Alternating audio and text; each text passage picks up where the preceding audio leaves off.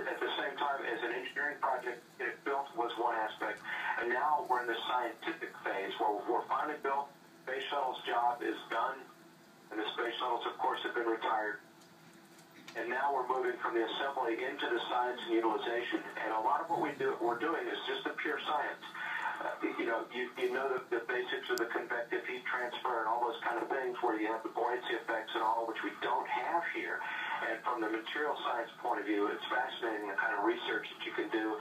And right above the camera that you're looking at it right now is a furnace that does exactly those kind of test runs. Just right here, another facility that's a combustion facility, and without the buoyancy effects on the flame, we're running flames in different atmospheres and really getting into the detailed physics of the flame to understand what's going on in the really details and finding the flame boundaries for different conditions. And you know, for the engineering problems, finding the boundary conditions, establishing the true boundary conditions is crucial for finding the real answer to a real-world problem that aren't as neat as they come in the textbook. So that's the kind of just cutting-edge research that we're doing in material science, physics. You know, in a lot of areas, there's plant growth, and then there's the human guinea pig aspect, where you know I am a subject for bone studies, cardiovascular studies, muscle, eyes, and a lot of other things associated with long-duration space flight. So there's basic learning there. There's one more, and it's really huge, and it's really simple, and that's the pioneering spirit. You know, as Americans, our entire history one of coming to the shore and looking west and looking for the next opportunity that lies just beyond what you can see, and that's a part of our psyche, part of who we are, and I think it's important for us to maintain that kind of edge, because it is what has made us a great country, and continuing to look at the world that way, to look at opportunities that way, and this is one of those ways. Space is another frontier. We're pioneering space now as we learn how to live and work here, and we establish the foundation for bigger things for the future. That's what it's all about. Thank you very much.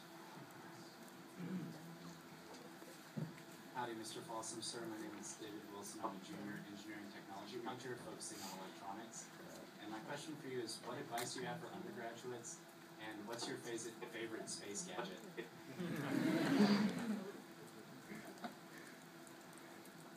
Ooh, that's good. Howdy, David. Glad to meet you. My advice for undergraduates is, so much of the time we're worried about grades. You're worried about grades. If you're one of the fighters that's trying to stay in school, you of course are worried about grades. Your parents are worried about grades when they get the reports, and they want to know how things are going, and that's to be expected because they're making an investment in helping you through this. But it's not about grades. It's really not. It's about learning, and you have to approach it that way. And of course, you got to knock the classes off. But you have to be thinking about them and how they fit together with the other things, because what you're trying to do during this 4 years, or rather 5 years, is build a tool set that you can use. You're filling a toolbox full of tools, and you need to know how they all work together to go out and solve real problems that aren't neatly defined by textbooks and class projects. And it requires critical thinking, and it requires you to understand the different tools that you have at your disposal.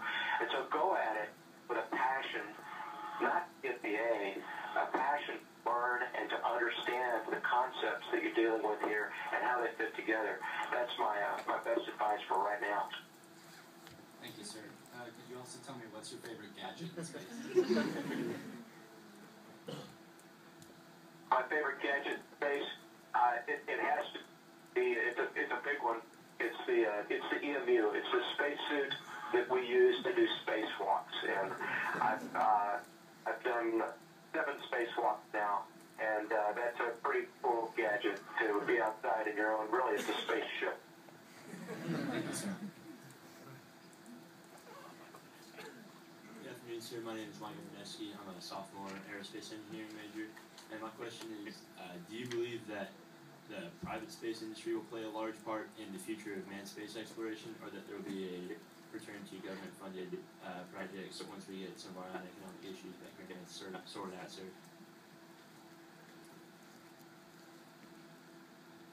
Michael. We could talk all afternoon and evening about that one.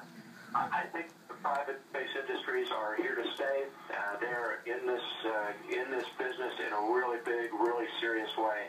There's a confusing number of them that are, to me anyway, because I've been heads down training for years here.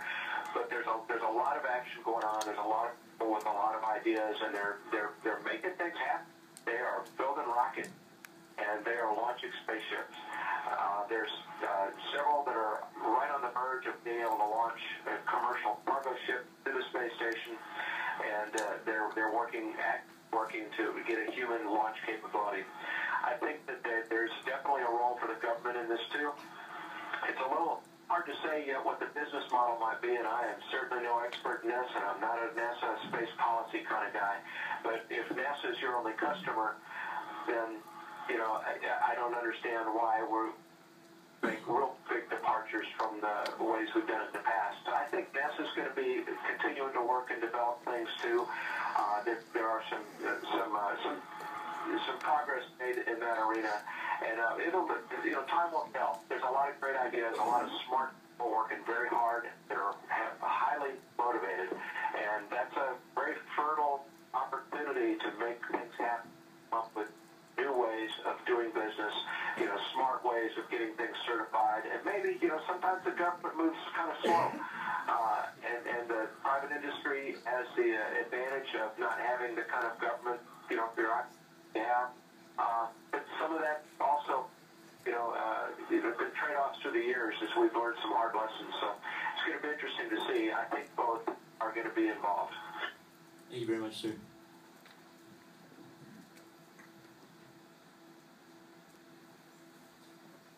Howdy, Mike Fossum. I'm Nick Zias. I'm a freshman aerospace engineering major. I just wanted to ask, how is it like living in space for an extended period of time? Howdy, Nick. It's really amazing to live up here for an extended period of time. My first two missions were space shuttle missions to the space station, so I visited here. Those missions were 2 weeks. At 2 weeks, you're going full out. Weeks because you only have a very short amount of time to get a big job done, and you don't have much time to look out the window and really enjoy being here. You also don't really fully adapt to living and working here. So to me, the advantage of living up here for the long haul is, I am a creature of space now. My body is fully adapted. My reflexes have changed. I can do a lot of grab it with just my feet, not touching with my hands to grab onto handrails and stuff, because you learn where the handrails are. The other day we were working over here right behind me and had to move some stuff, and it ended up displacing one of the handrails. It's really a foot rail, and it was funny to watch guys come in and try to stop the computer and go out of control because the handrail they're used to sticking their foot under wasn't there anymore. And so you really adapt up here. The other thing that's great about it is there's a little more time. We do get most of the weekends off. We do some voluntary science on the weekends, and there's always housekeeping, literally, to keeping the place clean and things like that. But there's more time to look out the windows and to really just live it, to experience it, and to enjoy it. And it's been a great experience for me. Thank you very much, sir. Howdy, Mike. Paul Schattenberg. My question to you is, in your opinion, what is the single most important experiment conducted on the International Space Station, and how might that be a benefit to us here on Earth?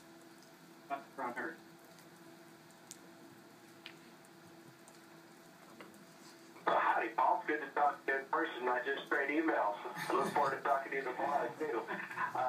I think the number one, that actually, you've stumped me here. What would that be? I think it's the many things that we're able to study in the human body very quickly.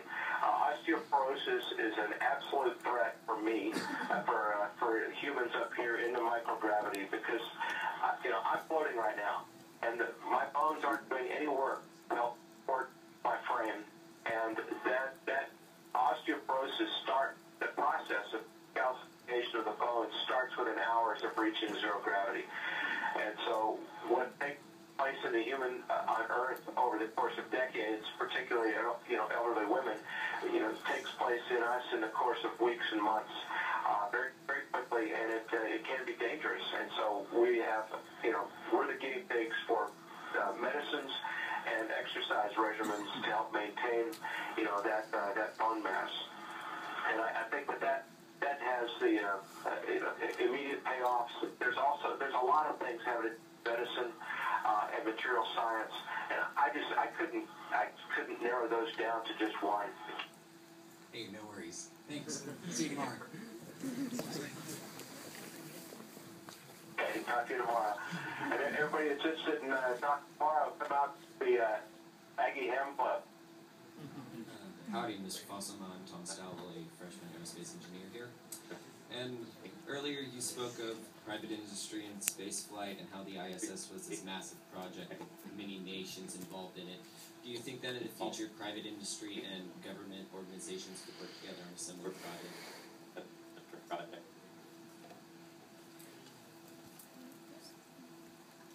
Howdy. We talk about it, and for the U.S. part of the station, and really for the entire station, even the parts that were built in other countries, it was private contract that did the building. So NASA didn't build much of the hardware that you see around me right here. This is the U.S. laboratory that we're in right now, the central part of the U.S. part of the station, and it was all built by contract.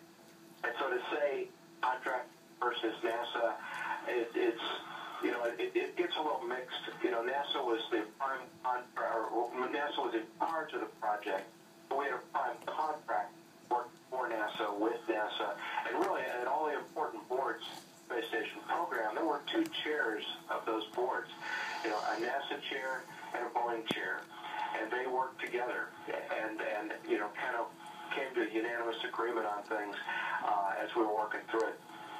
And so in a case like this, where you're building a national and internationally world facility, that's the realm of governments, because there's no payoff in it for a private company. The reason the private companies want to get into the launch business is that they believe that there's a market to launch people into space that have nothing to do with NASA. The people that want to go up for an orbit, go up suborbital hop, they see space with their own eyes, go up and do an orbit from home, or go up and even have other facilities, separate facilities than this. The space hotel is a concept being worked on in several quarters, and they believe that there's going to be a market for that in the next 5, 10, 20 years. And so the partnership with NASA, get people to and from the space station, they leverage then for a launch capability for these kind of other commercial opportunities that have nothing to do with NASA and our human spaceflight program. Thank you, sir.